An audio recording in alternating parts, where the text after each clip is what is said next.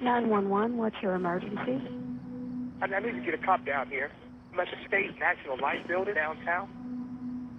My wife, she's an attorney. I left her working in the office last night.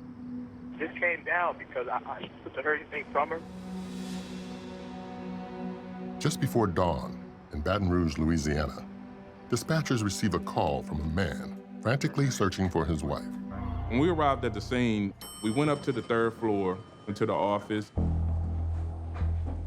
Immediately noticed that there were books and paperwork everywhere. It appeared to be a fight. We can see this is a very gruesome case, very bloody. As soon as I turned to the left, I looked down and see a body of a female laying in the middle of the hallway. As I looked at her, I realized that I know this girl. This is Chiquita Tate. 34-year-old Chiquita Tate is an up-and-coming defense attorney, well known in Baton Rouge's legal and law enforcement communities. Have a good one. Being an attorney who works downtown in the courthouse, we knew her personally. Chiquita had a good reputation in the neighborhood, and she was a bulldog of an attorney. She would give her all. All the years I had been to crime scenes, that's the first time I stood over the body of somebody that I was familiar with. Chiquita had been stabbed multiple times. It was like walking into a horror film. At some point, I went downstairs. There was a man. He was very emotional, pacing back and forward. He introduced himself as Greg Harris. He's the husband that dialed 911. It was important that I removed him from the scene so that he could calm down and I can later talk to him. Investigators examine the crime scene in search of a motive for the murder. They discovered Chiquita's wallet is missing, but other valuables remain untouched. Her purse is still there. Her computers are still there. The keys to her Hummer, too, are right on her desk. So let's check off robbery. Let's check off burglary. But who does this then? She was stabbed so many times. There's something so vicious about this. It's so visceral. Whenever you see a large amount of stab wounds, to me, it was something personal. We noticed long strings of hair in her left hand. So a assailant possibly could be a female.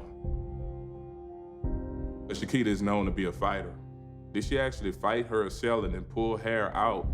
You know, so we didn't find a murder weapon at the crime scene. Just hang tight for us, okay, Greg? Thank you.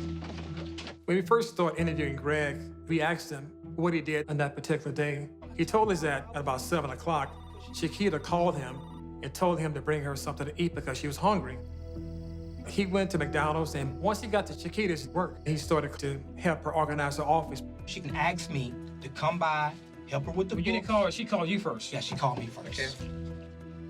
At some point, she told Greg that she was gonna be working late. She had a client that was coming. In between 10 and 10:30, Greg said he drove home. He got into bed. At around 2 o'clock, 2:30 in the morning, he woke up and she still wasn't home. He started trying to call and she didn't answer the phone.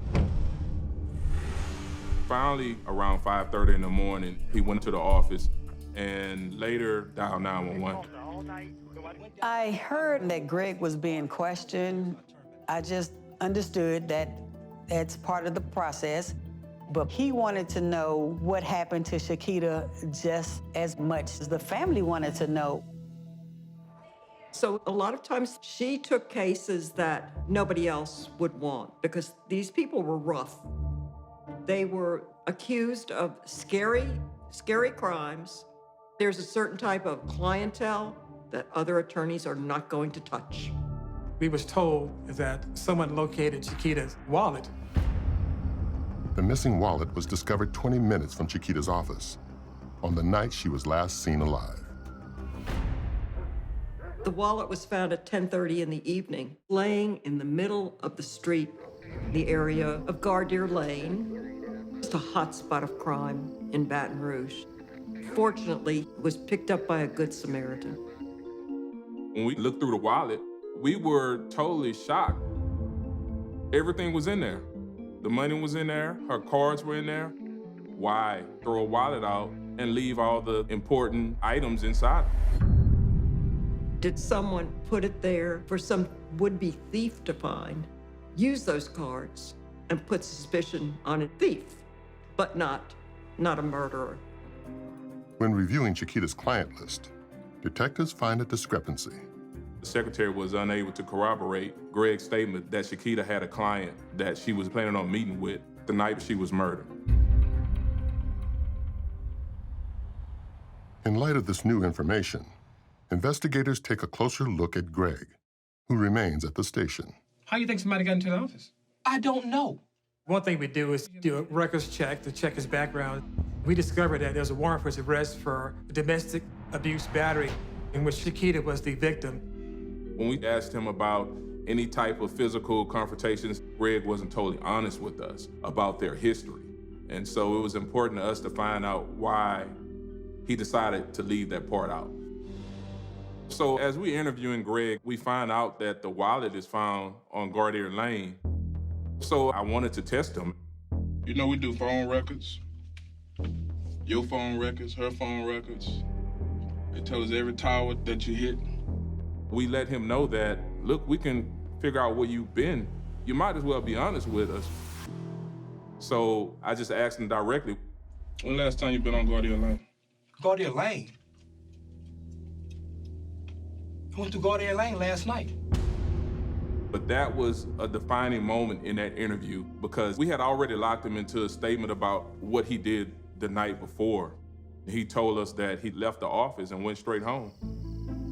And now he's saying that he went to Gardner Lane. Gardner Lane is 10 miles in the opposite direction from Greg's home. He said he went to Gardner Lane by steroids that he did not want to tell us initially because it's illegal. Gardner Lane is a high crime area in the city.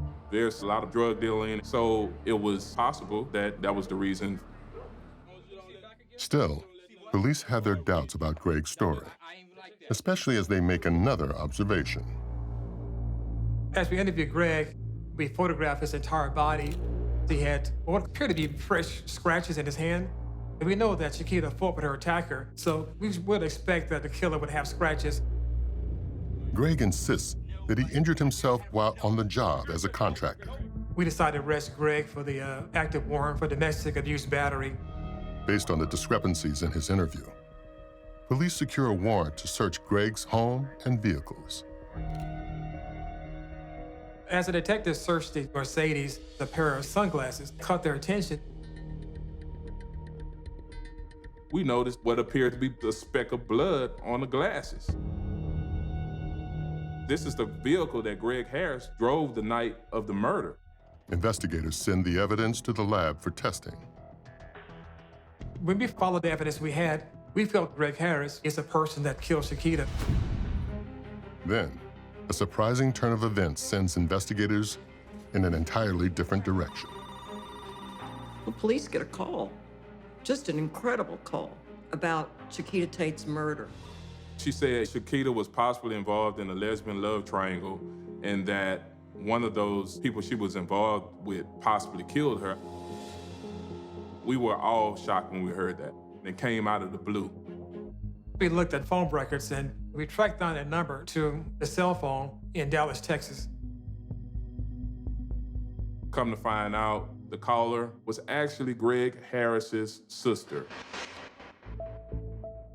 When questioned, Greg's sister denies making the call and refuses to cooperate. There's nothing we can charge it with at that point. The focus of the investigation shifts back to the main person of interest, which is Greg Harris. We also learned that Greg had financial problems, that his house was in foreclosure, his bills were behind. He knows it's over. Chiquita is the cash cow, and if she is leaving, I get nothing. If she dies, I get half of the community property. They found Chiquita Tate's blood on the left lens of Greg Harris's glasses. and a mixture of their DNA on the right arm of that same pair of glasses. Early on, the prosecution lays out the motive by pointing out Greg Harris's financial problems. We have Chiquita Tate's blood on Greg Harris's glasses, and then the wallet on Gardere Lane, and a phony call from the sister about a love triangle, and the weave in her hand that was found at the crime scene. I argued that the hair was staged and planned. Usually, if you're dying, your hand would be clenched with the hair in your hand. Her hand was open. The defense has an entirely different view of the case. They argue that their client was unfairly targeted. They said that she was in a dicey business, she had a lot of bad clients. Their argument was any number of people could have done it. You just need enough reasonable doubt to think maybe somebody else did it. After 2 weeks of testimony, the jury retires to decide Greg Harris's fate. They return only 3.5 hours later. The verdict is unexpected. Greg Harris is found guilty, but of a lesser charge of manslaughter rather than murder. In Louisiana, juries that have doubts about the original charge can convict defendants of a lesser crime. Honestly, I could not believe it. If the defense had wanted manslaughter, they would have had to concede that he did the killing, but it was in the heat of passion. But neither one of us argued manslaughter. Greg is sentenced to 40 years in prison, the maximum allowed by law. Ultimately, I guess justice did win out because he was convicted and put away. But still, I feel like he should have been put away for the rest of his life.